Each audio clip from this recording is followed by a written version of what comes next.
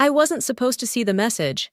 It lit up on Marcus's phone as he stepped away from the table to take a call. The screen flashed briefly under the soft amber lights of the rooftop restaurant. I hadn't meant to look, honestly. I was just shifting the wine glass to avoid knocking it over.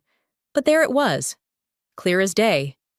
Let her finish the deal, then cut her loose. Sent by Gavin Reese. Our new CEO. The words seared into my mind like a silent burn. I blinked, but they didn't disappear. My hand froze mid-air. The glass nearly tipped. Across the table, the clients from Barnes Tech were laughing with their CFO.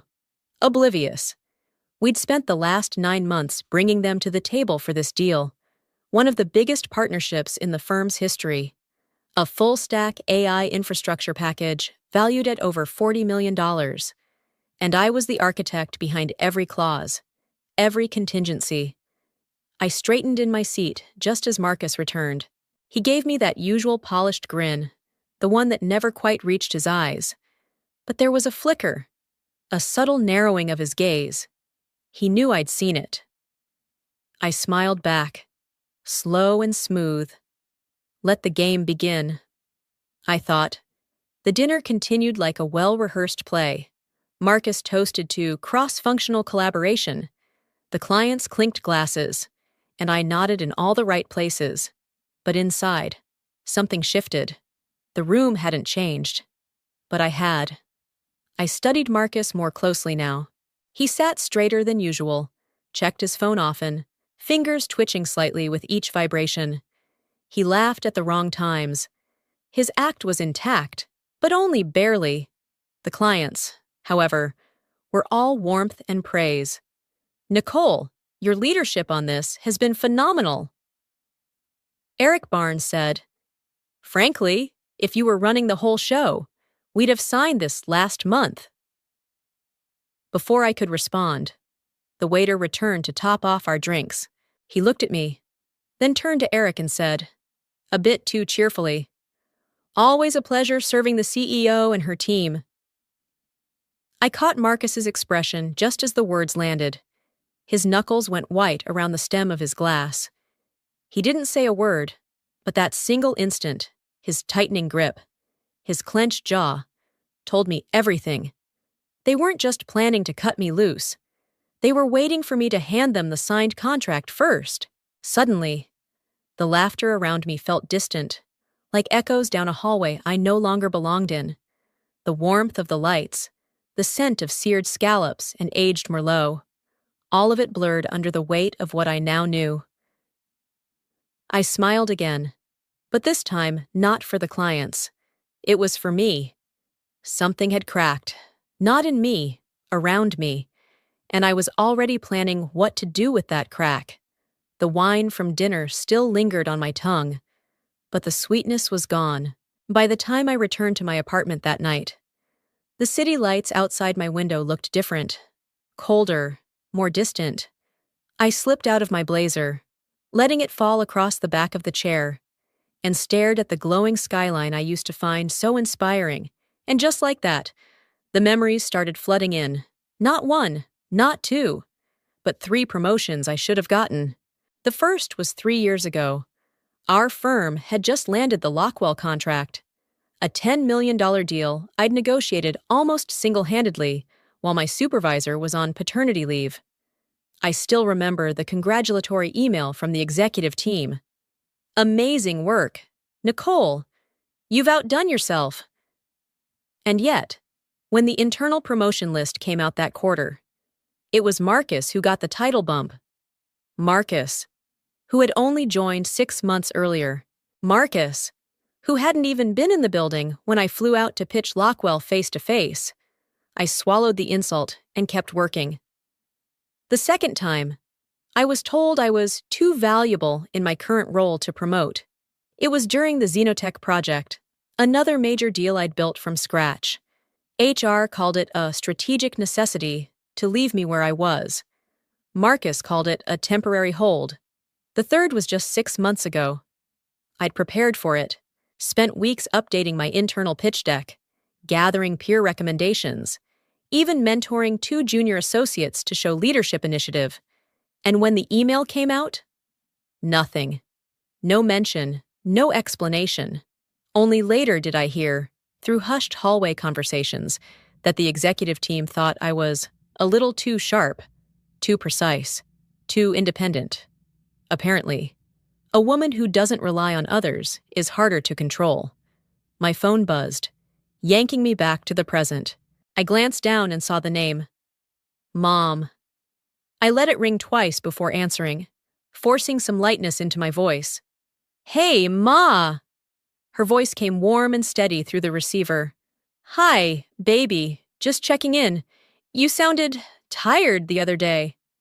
I'm fine, I lied, watching my own reflection in the dark window. You sure? She pressed gently.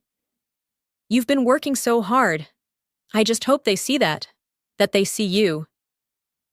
I hesitated, then smiled, even though she couldn't see it. Of course, they appreciate me, but the truth curled bitter behind my teeth. I looked away from the glass, blinking quickly. My eyes stung more than I expected. A second later, a soft ping echoed from my laptop. I leaned over to check it. It was a message from Ava, my assistant, and the one person in that building who never underestimated me. The message was brief, no subject line, just an attachment and a single line of text. You didn't get this from me. I clicked. It was a PDF. Q4 restructuring proposal. Confidential. My name wasn't on any of the upcoming leadership tracks, not even as a potential. But Marcus's name was everywhere. New team lead, strategic lead, East Coast expansion. I stared at the document, bile rising in my throat. So that's what they thought of me. A tool. A stopgap. Someone to build the bridge, but never cross it. I closed the file and sat in silence, and for the first time in a long time. I let myself feel it, not hide it. The bitterness. It settled into my bones like winter. But deep down, I knew it wouldn't stay there for long. Not this time. It started as just another lunch. Or at least, that's what I thought at the time, 2 months ago. Eric Barnes, COO of Barnes Tech, and our biggest client prospect, asked if I had time to meet off the record. It wasn't unusual. Eric preferred talking shop outside formal settings. I figured it'd be the usual back and forth about delivery timelines or tech specs. We met at an understated cafe on East 44th, the kind of place with white brick walls and reclaimed wood tables, where the cutlery clinks softly and the waitstaff already knows your name. Eric arrived 5 minutes early. As always, button-down sleeves rolled to his elbows. No jacket, no tie, just casual enough to lower your guard, but never sloppy. He smiled as he sat down across from me. Appreciate you making the time. Always, I said. Anything to keep this deal moving. But the moment our drinks arrived, I noticed something odd. He wasn't checking his phone, wasn't reviewing documents, just sipping his espresso and watching me, like he was studying something unspoken. Then he leaned in. Nicole, he said quietly, can I ask you something personal? I blinked. Sure. Why are you still there? I paused. Excuse me? He shrugged. I've seen your work. Your strategy decks are surgical. Your risk models? Elegant. Honestly, I've reviewed some of the deliverables your team sent. Marcus's name is on them. But the structure? That's not his thinking. It's yours. The bitterness from months of being overlooked stirred in my chest again. I kept my voice even. That's how the team works. Shared credit. Eric didn't flinch. You're better than shared credit. I didn't know what to say. Part of me felt flattered. The other part? Suspicious. He swirled his cup and added, Look, I'm not trying to meddle in your career, but if you ever get tired of being underestimated, if you ever build something of your own, he paused, eyes locking onto mine. We'd fund it, The words hung between us. Direct, unpolished, sincere. I gave a small laugh to break the tension. That's a generous hypothetical. I don't do hypotheticals, he said. Especially not when I've already turned down deals from people less capable than you. That caught me. What do you mean? He leaned back in his chair. We declined a deal led by Marcus last year, pitched hard, looked shiny on the surface, but when we dug deeper, conflicts of interest, vague performance guarantees, messy supplier relationships, sloppy. And when we asked for clarity, he raised an eyebrow. All we got was deflection. My stomach turned.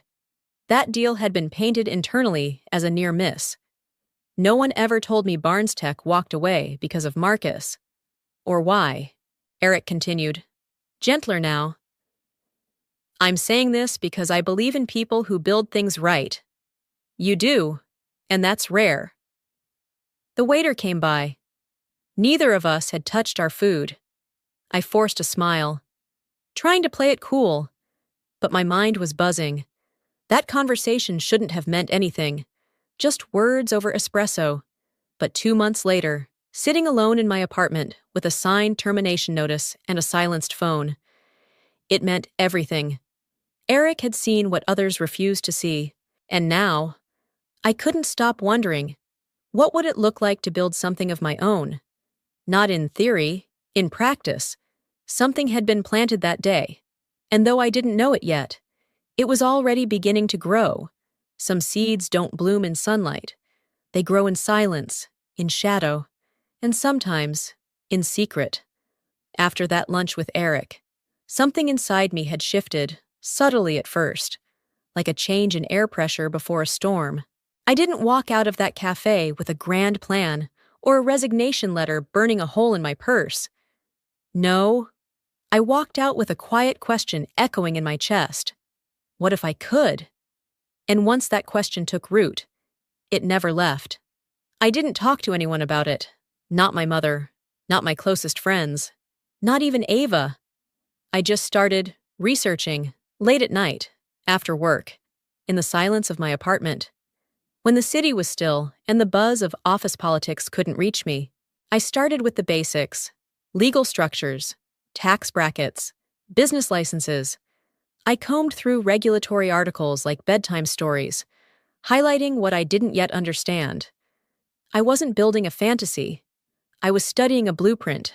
1 week later, I walked into a downtown office and sat across from a man named Alan Ridgway, a sharp, matter-of-fact attorney who'd once worked in our company's own compliance department. He'd left 2 years ago, disillusioned with the executive team's selective ethics. When I told him what I wanted, he didn't blink. You want something airtight, he said, tapping his pen. No shortcuts, no paper trails leading back to your current employer. I nodded. I want it clean, and I want it mine. He gave a curt smile. We can do that. We spent the next 2 hours laying out a formation strategy. Alan filed the LLC under a discreet holding name, Rivers and Row, drawn from my middle name and my grandmother's maiden name. Neutral, untraceable unless someone was really digging. Next came the business account. I opened it quietly at a local credit union under my newly formed entity. No fancy branding, no staff, no office lease, just a number, a file, and a password only I knew. It wasn't a business yet, not really. It was a container, but it would hold something real, soon. Still, I wasn't reckless. I didn't start transferring data or whispering ideas in the hallway. If I was going to do this, it would be by the book and beyond suspicion. But I hadn't counted on Ava. She caught me late one evening, standing alone in the team server room, staring at the export logs like they were coded in Morse. You're not really watching backup logs for fun, she said, arms crossed. I turned, startled. Just doing some late admin cleanup. She raised an eyebrow. That's the worst lie you've ever told. I didn't reply, just smiled faintly and closed the window. She hesitated, then stepped closer.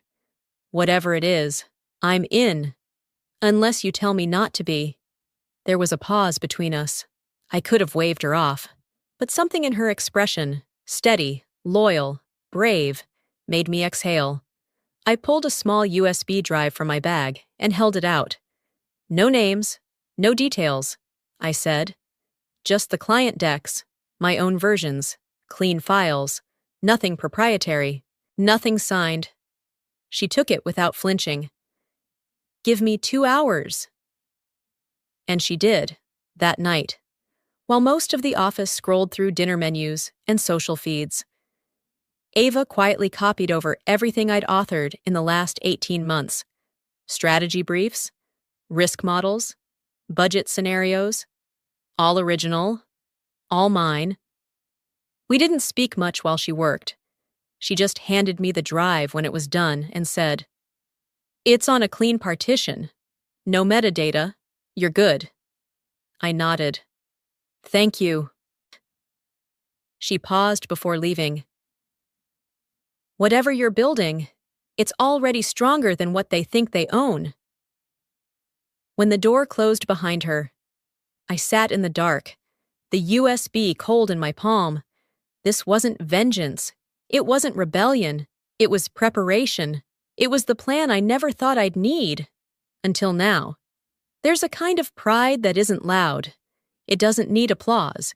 It lives in the quiet satisfaction of knowing you've built something others thought you couldn't. That was the kind of pride I felt as I scrolled through the final terms of the Barnes Tech contract. It was just past 7:08 in the evening. The conference room was dim except for the blue glow of my laptop and the city lights flickering beyond the window. Everyone else had gone home hours ago, but not me. Not when we were this close. The total contract value stood at $42.3 million spread over a 10-year rollout of our AI infrastructure suite. I'd refined every clause. Pricing, contingencies, data security, delivery benchmarks.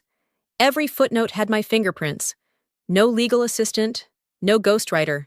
This deal didn't come from a team, it came from me. At 7:34, my inbox pinged. Eric Barnes. Final review done.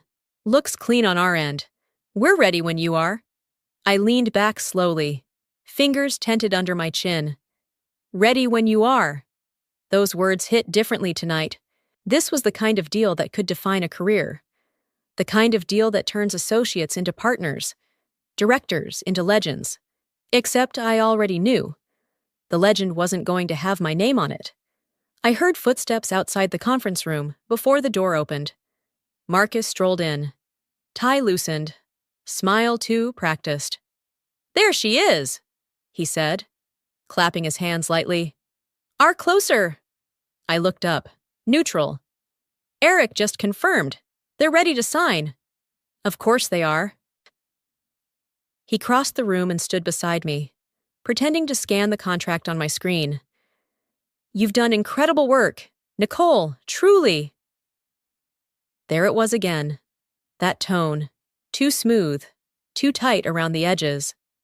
A week ago, I might have mistaken it for genuine, but not now. Not after seeing the text on his phone. Not after everything I'd already put in motion. Still, I nodded politely. "Appreciate it." He lingered a second too long, then clapped my shoulder lightly and turned to leave. "Let's make history." The door clicked shut behind him. I exhaled, then hovered my mouse over the Send for Signature button. My cursor paused, just for a second. That inner voice, the one I used to silence, whispered again. "Wait." The conference room door creaked open a few minutes later. Ava peeked in, her expression tight. "Hey," she whispered, stepping inside and closing the door behind her. I tilted my head. "Everything okay?" She walked over, lowered her voice. "You didn't hit send yet, right?" "No, why?" Ava glanced toward the glass walls, then back at me. "I heard something from HR. They're talking about a restructuring announcement and layoffs." I frowned. "That's not unusual during Q4. "Nicole," she said, firmer now, I also heard your name.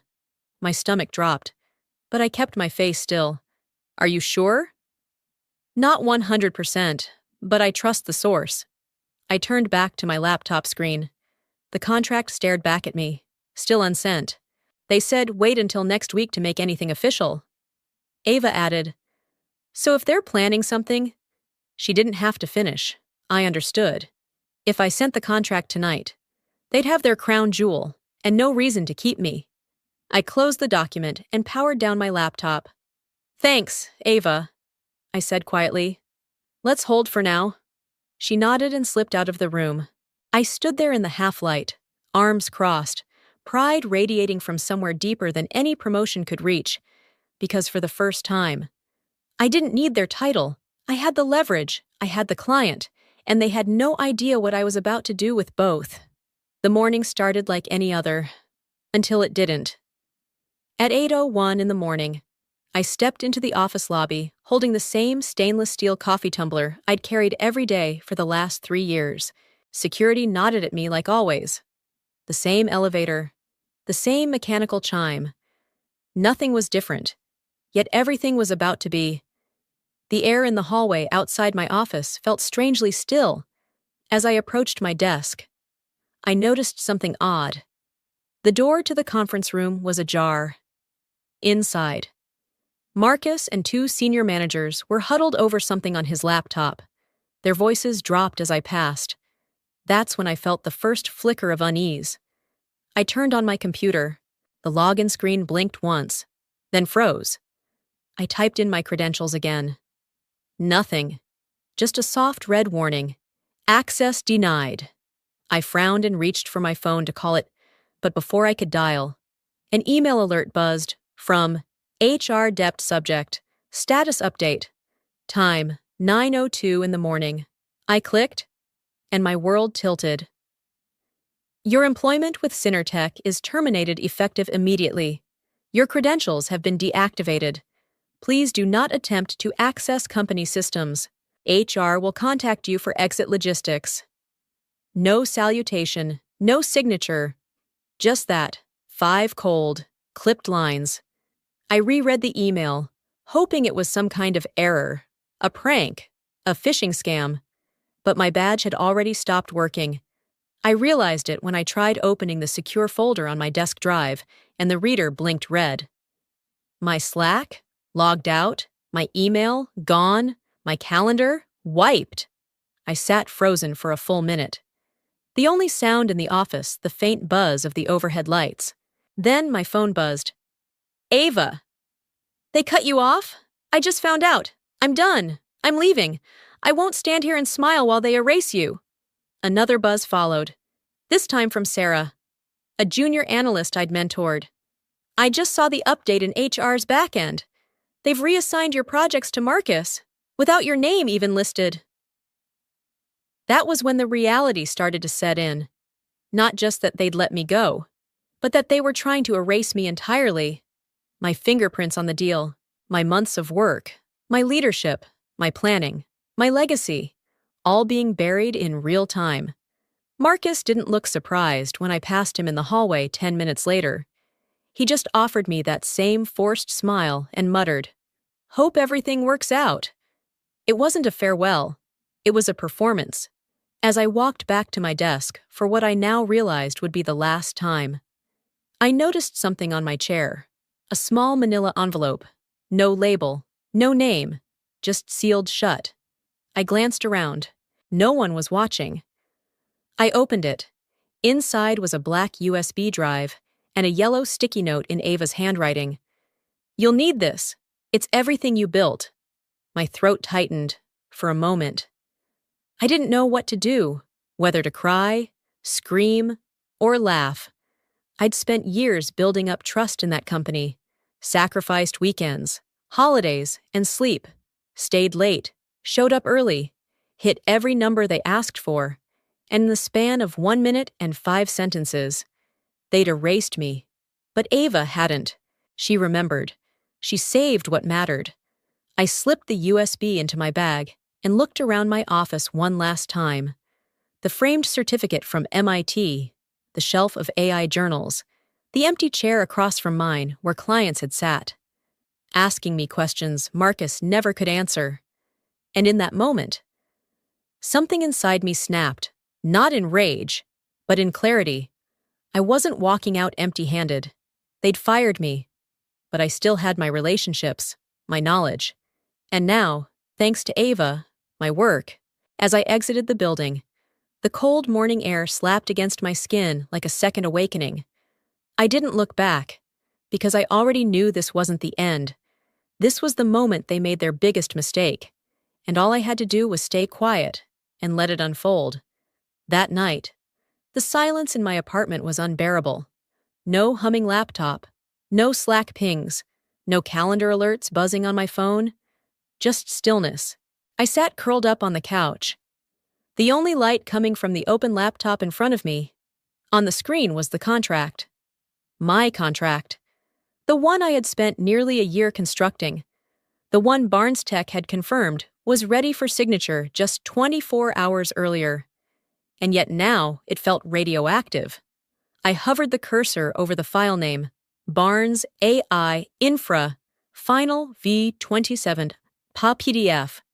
My finger rested on the delete key. I'd thought I was stronger than this. I'd built contingency plans. I'd registered Rivers and Row. I'd prepared a clean exit. But I hadn't prepared for the humiliation, for being discarded with no explanation. No thank you. No trace of what I'd given. I hadn't prepared for what it would feel like to be invisible. The USB Ava gave me sat on the coffee table like a lifeline I wasn't sure I deserved. I stared at the blinking cursor. Just press delete. End it. Erase the evidence. Start over. Then my phone rang. Mom. I nearly let it go to voicemail, but something in me cracked, and I answered. Hi. Ma, I said, forcing my voice to sound casual. Hi, baby, she replied, her voice gentle but alert. You okay? I hesitated. Yeah, just long day. She was quiet for a second. Then, I know your long day voice. What happened? My eyes welled up, but I blinked fast. It's nothing, just corporate chaos. You know. A beat passed. Then came the question I didn't expect. Do you want me to come over? That simple offer, so soft, so sincere, hit me harder than any boardroom betrayal. She lived 2 hours away, had arthritis in both knees, and barely drove at night anymore. But she would have come, no hesitation. No, Ma, I whispered. I'm okay. I just need to get through tonight. I'll be better tomorrow. She didn't argue, just said, You don't have to be better. You just have to be honest with yourself. I choked on a response. I love you. I love you too. More than any deal. Nicole, more than any job. After we hung up, I set the phone down and just crumbled. My body shook with sobs I hadn't let myself feel all day. Grief, shame, anger, all of it poured out in thick, breathless waves. And when it passed, I sat in the stillness, arms wrapped around my knees, feeling small for the first time in years. That's when I noticed the blinking notification on my laptop, a single unopened email from 2 months ago, from Eric Barnes. Subject, You know what you're worth, Sat. 2 months ago, I clicked, Nicole, I don't know what will happen with the deal, but I want you to know this. We've worked with dozens of firms, dozens of teams.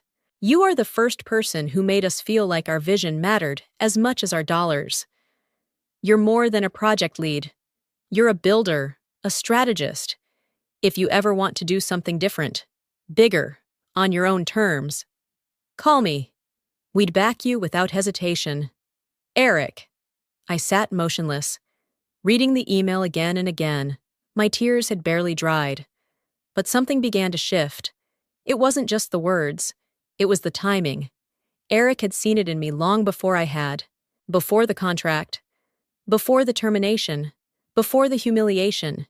He had seen something worth investing in, and I had nearly deleted it. I looked back at the USB. then at the unopened folder on my desktop, then at the framed photo of me and Mom on the bookshelf, both of us grinning, arms slung around each other at my college graduation. "You know what you're worth." I whispered it aloud, like a fragile incantation. Not loud, not defiant, just enough to hear myself believe it. I didn't delete the file.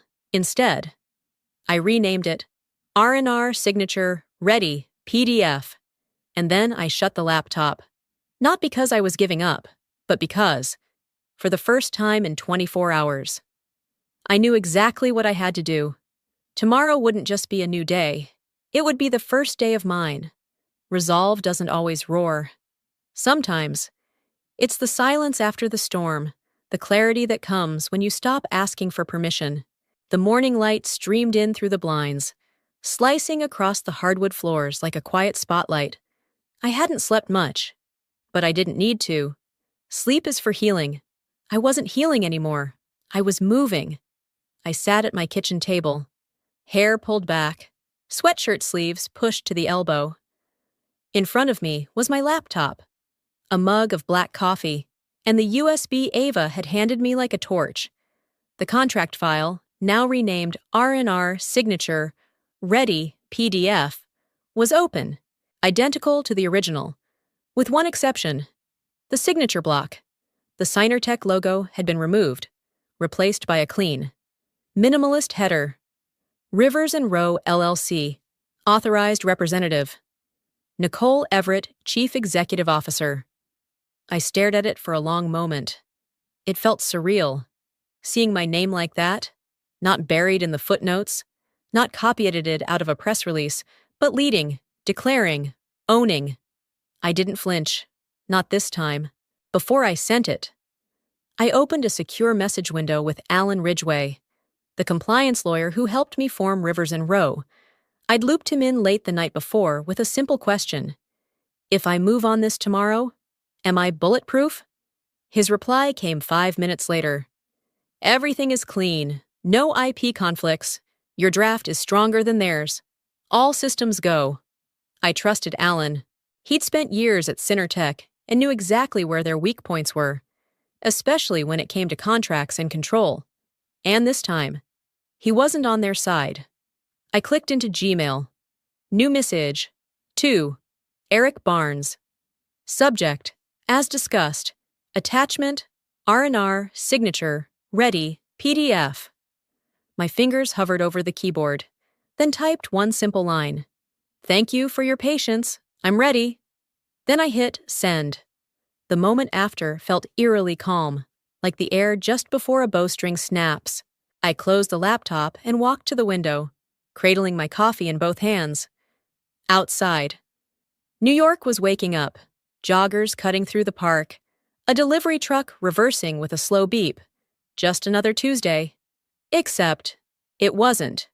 My phone buzzed. Eric Barnes. Timestamp 3 minutes after send. I tapped the notification. We approve, and yes, funding is still on the table. You're doing the right thing. We'll make the announcement jointly this Friday. Congratulations. Nicole. I stared at the screen, not breathing. Then, without thinking, I smiled. Not a grin, not triumphant, just quiet, focused. Behind that one message was everything I'd fought to believe again: that my work had value, that integrity could win, that I didn't have to play someone else's game to build something better. A second message followed from Eric's team. Please forward banking details for invoice processing. Expect the first installment within 24 hours. 24 hours. The company that fired me by email was about to watch $42 million transfer into the hands of the woman they'd erased. I sat down again, this time on the couch. My fingers trembled slightly, not with fear, but with control being restored. Piece by piece. There was one more thing I had to do. I drafted a message to Ava. No subject line, just, "It's done. You saved more than you know." She replied instantly. "They're spiraling over here. Marcus hasn't left his office, but I'm smiling." Sai. I let out a slow breath and typed, Give it a week? Then let me know if you want to come build something real. No pressure, no promises. Just an open door. Before I closed the laptop again, I opened the file folder labeled Contracts. I moved the newly signed R&R copy into a new subfolder, Executed. Then I renamed the folder, Built by Belief, that morning. I didn't celebrate, didn't pour champagne, didn't tell my mother just yet. There would be time for all of that. For now, I just needed to sit with it, this new weight, this new direction, the risk I'd just taken, and the fire it was going to start. I'd signed the biggest deal in company history, only it wasn't their company anymore. It was mine. Power doesn't always announce itself. Sometimes it arrives quietly, printed in black and white, on the front page, by 9:04 the next morning. The headline had already broken. Barnes Tech signs $42 AI infrastructure deal with Rivers and Row LLC. Tech Edge Daily.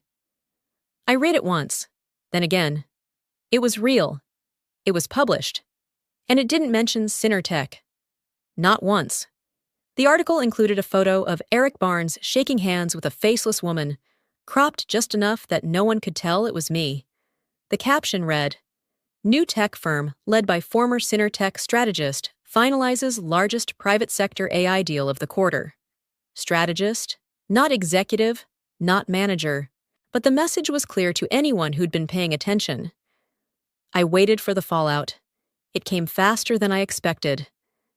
By 9:15, my phone started buzzing. Unknown numbers, former co-workers, even a journalist I hadn't spoken to since the Lockwell launch. I ignored every call. Then a name flashed on my screen that made me pause. Marcus. First call, then a second, then 4 more. Each one I sent straight to voicemail.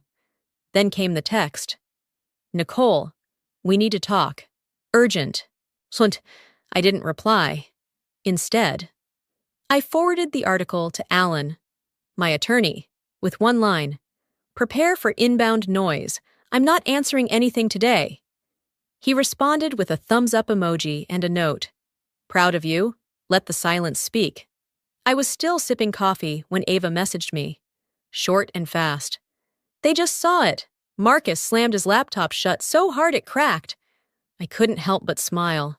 Another message came seconds later. Lindsay from PR is walking around like someone shot her. She asked 3 people. Who is Rivers and Row? I hadn't told anyone the name of my LLC. Not even Ava until the morning I sent the contract. That anonymity made the reveal even sweeter. Now they knew.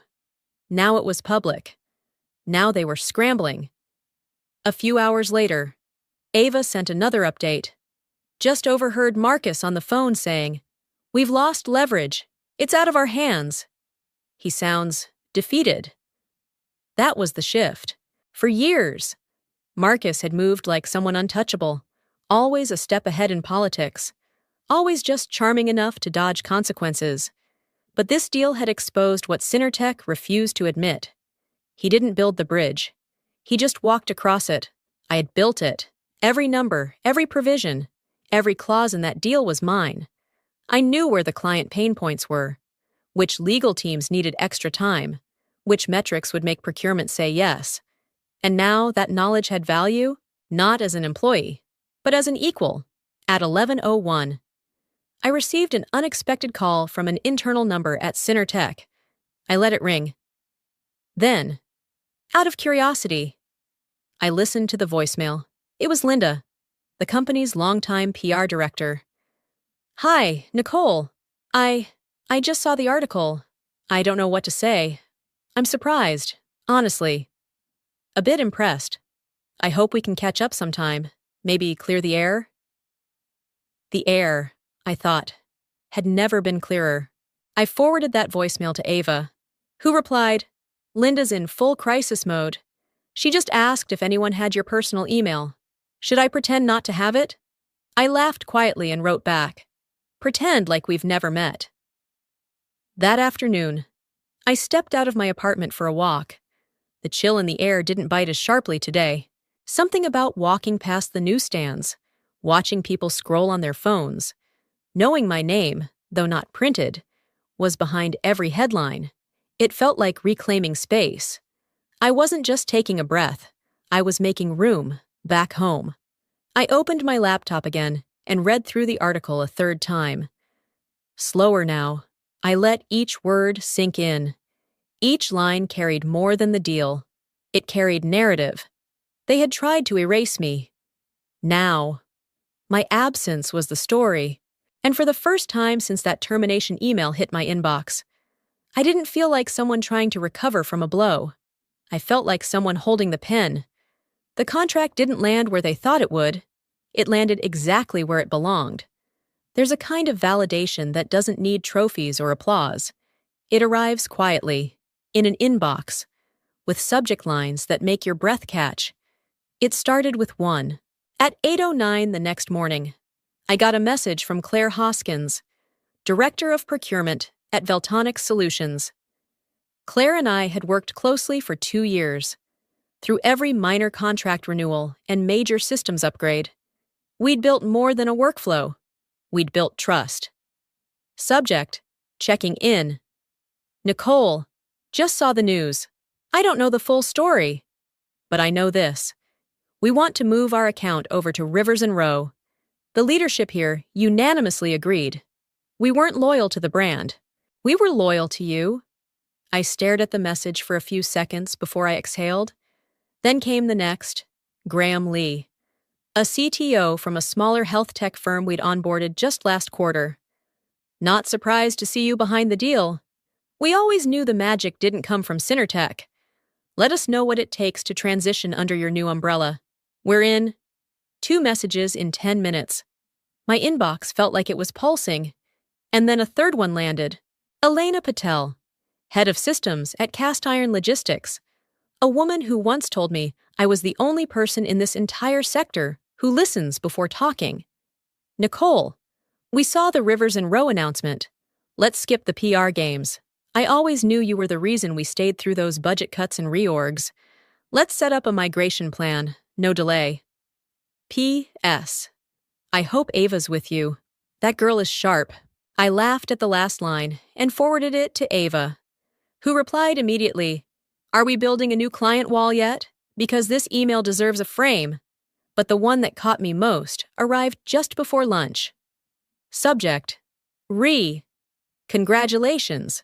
From Daniel M. Chen, CEO, Barnes Tech. It was short, direct, the way Daniel always was. We're ready to deepen our partnership.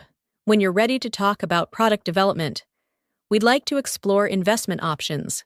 Let's set a meeting next week. I leaned back.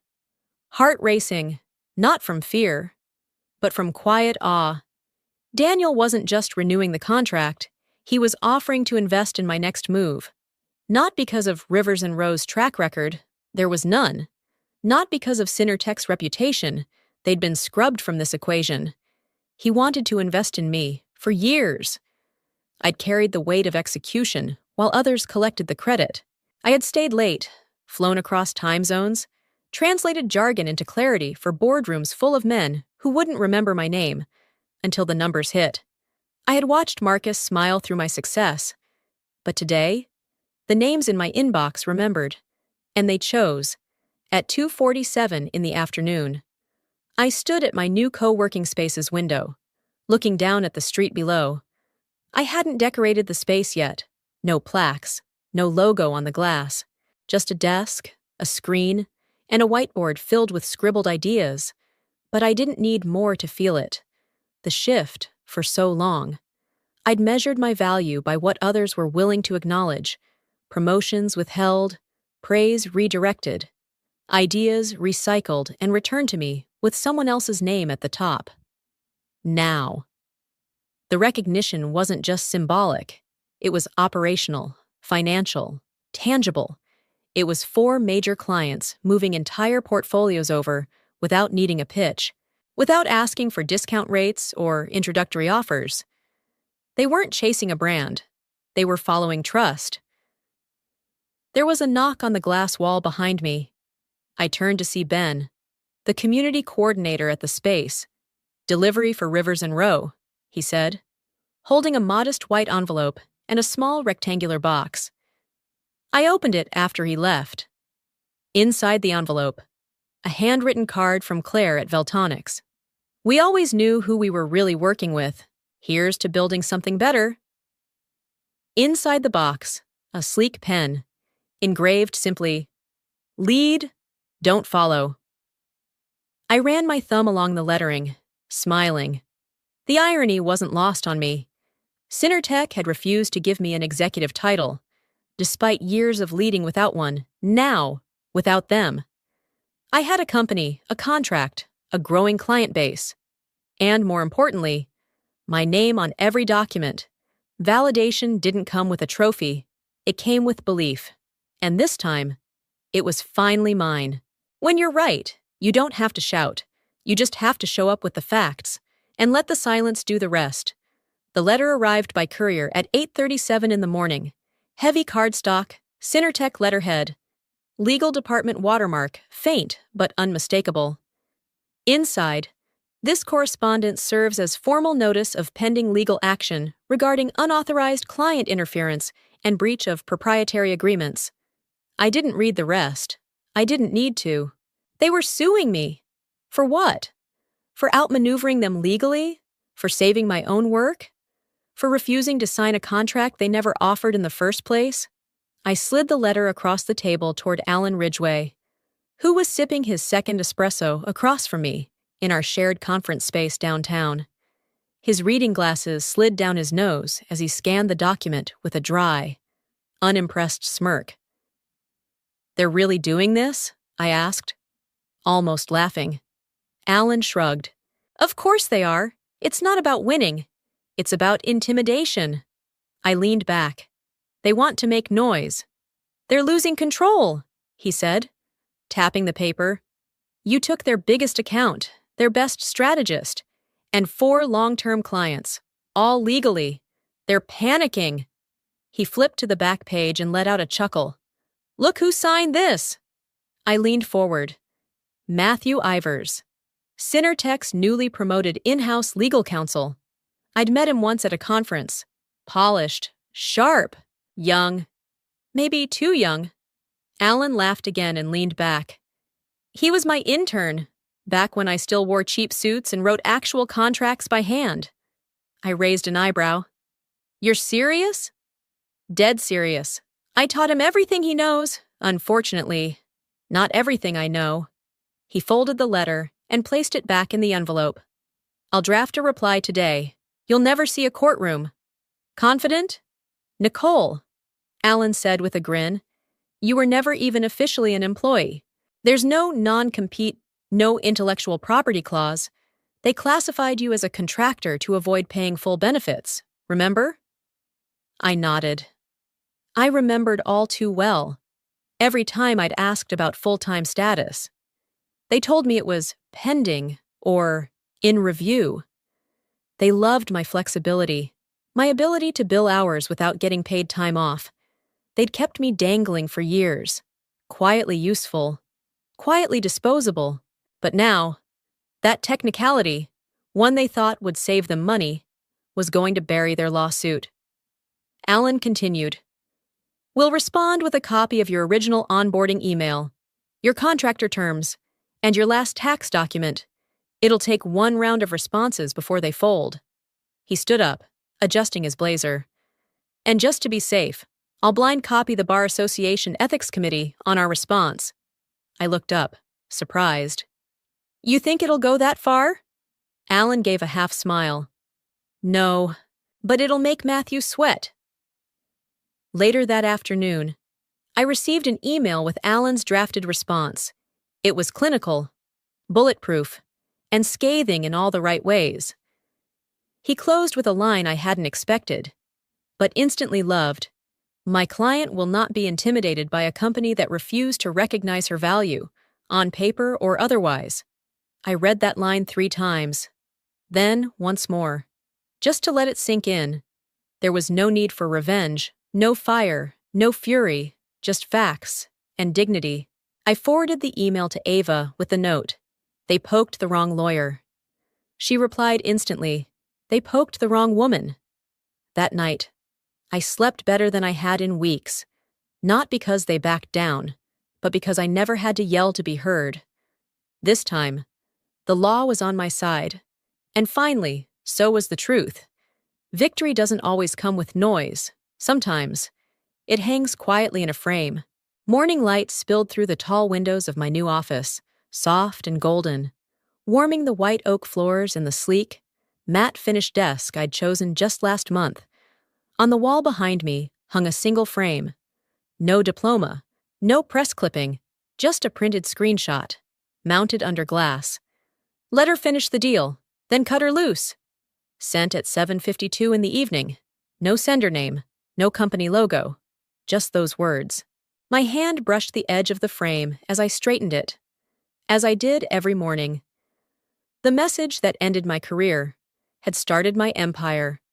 The door creaked open gently behind me. "Nicole?" I turned, smiling instantly. Mom stood in the doorway, her coat folded over one arm, hair pinned neatly, smile both proud and weary. She didn't visit the city often anymore. 2 hours of traffic was hard on her knees, but she insisted on seeing the new space in person. I walked over and hugged her. She held me tight for longer than usual. "I brought muffins," she said, handing me a small paper bag. "Still warm." "Blackberry?" I asked. "Of course. You think I'd forget?" We laughed. I guided her in and offered the seat by the window, the one I always pictured her in when I first imagined having my own office. Her gaze wandered around the space, lingering on the bookshelves, the potted ficus, the stack of investor portfolios on my desk. But her eyes stopped at the frame. She leaned in slowly, squinting. When she read the message, her face went still. Then she exhaled, soft but certain. "They didn't fire you," she said. "They freed you." I swallowed, nodding once. "Yeah, they did." She looked at me, something shimmering behind her smile. "And you walked out with the very thing they thought they were taking." I didn't answer. I didn't need to. My phone buzzed once on the desk. I glanced at the screen. Tech Edge Morning Report. Breaking. 5 key clients officially cut ties with Synertech as of this morning. Rivers and Row, founded by former strategist Nicole Everett, is now valued at 3 times Synertech's current market cap. I let out a quiet breath, then turned the phone so Mom could see. Her eyebrows lifted slightly. 3 times? I nodded, still processing it myself. And that's without even launching our product division. She leaned back, eyes misty now. "You always did color outside the lines. I just didn't realize you were drawing a new map." We sat in silence for a moment, the kind that holds everything unspoken. Outside the glass, the city moved as it always did, impatient, buzzing, ruthless. But in here, there was space, room to breathe, room to build, room to become what I had always known I could be, if someone, anyone, had just believed. Turns out, I didn't need their belief, just my own. I looked back at the frame one last time. The message that tried to erase me had become my cornerstone. They'd cut me loose, and I had flown.